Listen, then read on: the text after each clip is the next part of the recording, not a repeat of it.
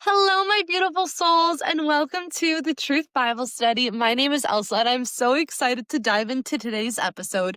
Today, we are going to be studying the Bible, but specifically how to use discernment in relationships. Because so often, living with God and reading His truth is so beautiful, but learning how to actually apply this in your day to day life will change your life, and it has certainly changed mine. So, I'm so excited to dive in. We are going to be looking at verses Matthew 7:15 through 23 today. So I want to just dive right in because this is so exciting. So we're going to start with true and false prophets. Matthew 15 through 20. Watch out for false prophets. They come to you in sheep's clothing, but inwardly they're ferocious wolves. By their fruit you will recognize them. Do people pick grapes from thorn bushes or figs from thistles? Likewise, every good tree bears good fruit, but a bad tree bears bad fruit. A good tree cannot bear bad fruit, and a bad tree cannot bear good fruit. Every tree that does not bear good fruit is cut down and thrown into the fire. Thus, by their fruit, you will recognize them. So, what is Jesus saying here? He is saying, when we are in the world, I want you to imagine, we're going to take this metaphor and just slap it and apply it. So this is a metaphor for people around you. Everyone is, in a sense, a branch of a tree, and that tree is God. We are all connected to God because He is the one who created us, right? So as a branch on this tree, I want you to think about when you're a branch on the tree, if you're connected to God and, for example, you're reading His word every day, you have faith in Him, you will be bountiful in a sense because you are directly connected to God, your source. And in turn, when you are connected to God, you hopefully are trying to be like Christ. And walking like Christ means walking in love, peace, and truth.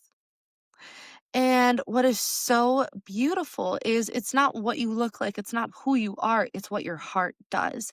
And God is saying here, you can tell tree by the fruit it bears. So that's meaning the fruit it bears is how it leaves the world around them, how it makes others feel. So, for example, if you know someone, let's take anyone in your life who always, after every time you see them, you just feel so good, so loved, so peaceful, you feel great.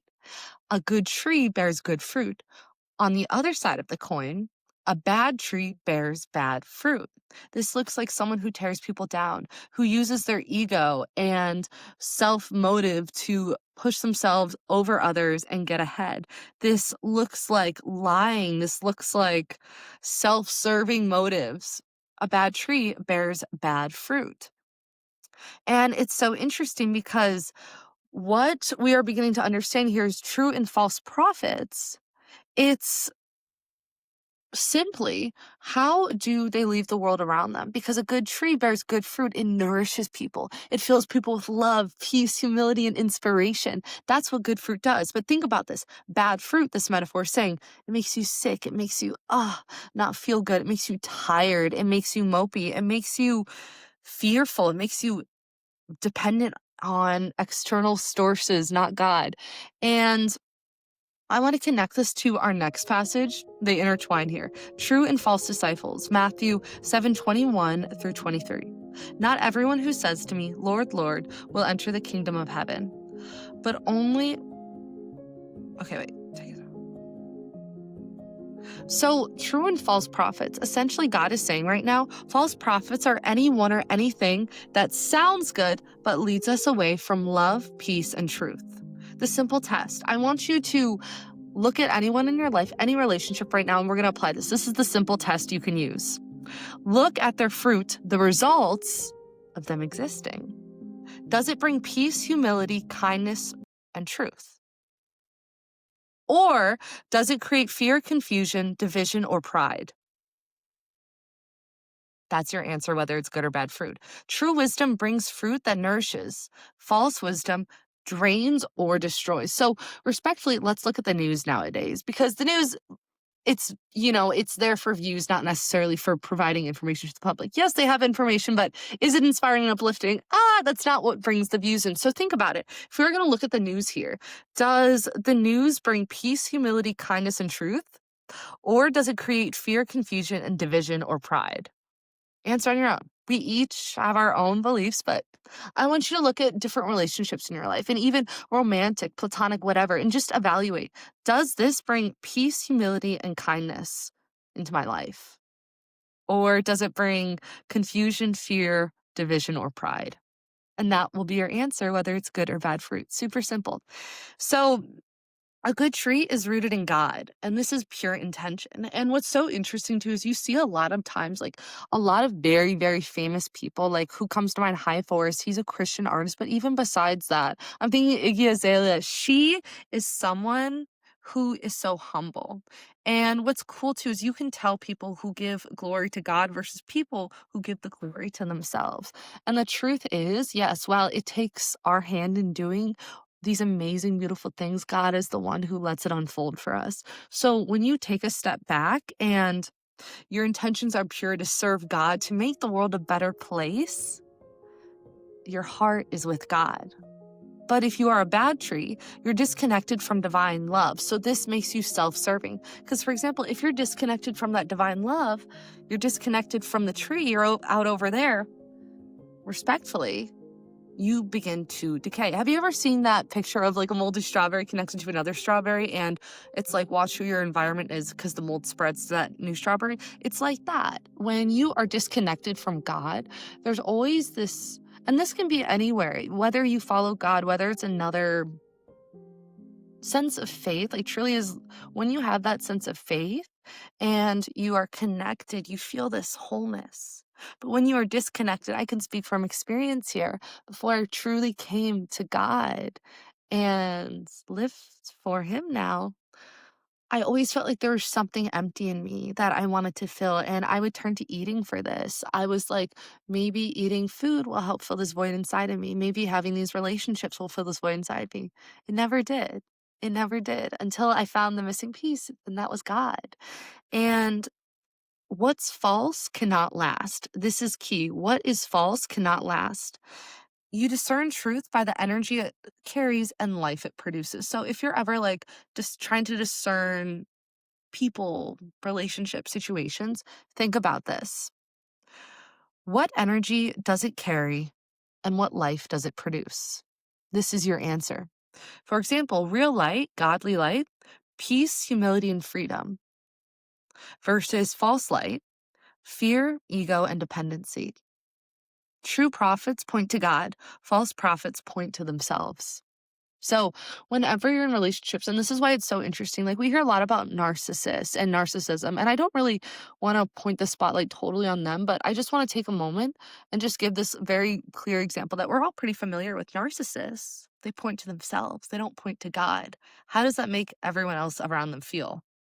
Clear example. Doesn't make them feel good versus someone who is rooted in their faith and they give glory to God. They thank God for all this beautiful abundance in their life. They thank God for hitting those green lights. They thank God for putting them in the exact right pace at the right time. They thank God for giving them the wisdom to say the right things at the right time.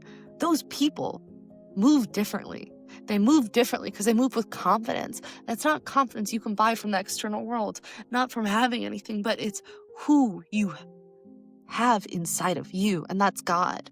And what is so fascinating is when you start to apply these simple little mindset shifts to your life, just looking at people and using discernment, it will bring you so much clarity, so much peace. And God literally wrote this holy, holy book of Himself to help us connect with Him. And what's so beautiful is literally this book is meant to bring you peace. And when you start to really learn and understand it, and it's so exciting because it's really, y'all, this is like a lot of it speaks of metaphor and it's like digging deeper. And like sometimes when you're reading the Bible, little things will pop out to you and you'll be like, what? Like, what do you mean? Or a couple days ago, even like I have two Bible versions. This is the New Testament Recovery Version, and I like just having two versions for me. This is the New International Version because just different translations. I just like to compare, but I wrote down here, I asked God, I'm like, do you want to tell me anything? And He told me, listen to your instincts. I wrote that here. And what's so wild now, and kind of connecting that with today's episode, discernment in relationships, but really it's in life. If you are ever trying to decide between anyone, anything in life, ask yourself, Is it rooted in God? And does it bring peace, humility, and freedom? Listen to this. Sometimes we have to be bold and we have to take a leap. And this is why having faith in God brings us peace in these times where maybe we don't know what's coming next. Maybe we are trying to decide between this way, that way, and we're so used to going one way, but it's time to make a change. Trust, put your faith in God, walk blindly. And the thing is, like Proverbs 3 5 through 6 says, trust in the Lord with all your heart, lean not in your own understanding. In all your ways, submit to him, and he will make your path straight. My friends, this is, it takes some self control, it takes some self discipline, it takes trust with God, and truly building that relationship with Jesus, just and God, and spending just like a couple minutes with them, reading the word every day, just praying, just letting them speak to you. Like, it will deepen that faith and it will build, like any relationship, you need to work on it, put some time in, put some effort in. So, my friends, I encourage you when you are going through life and you're like, where do I go next? I encourage you, if you had God by your side, which route would you take?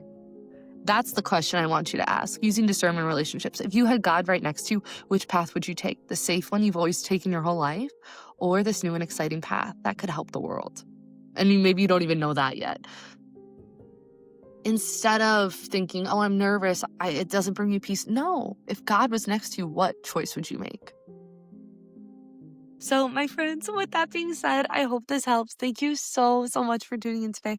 I'm so excited to read the word with you. And I feel like we are just getting started, y'all. Truly, we are just getting started. And I'm just so excited. So, I hope you have a blessed day, and I'll see you next time. Bye.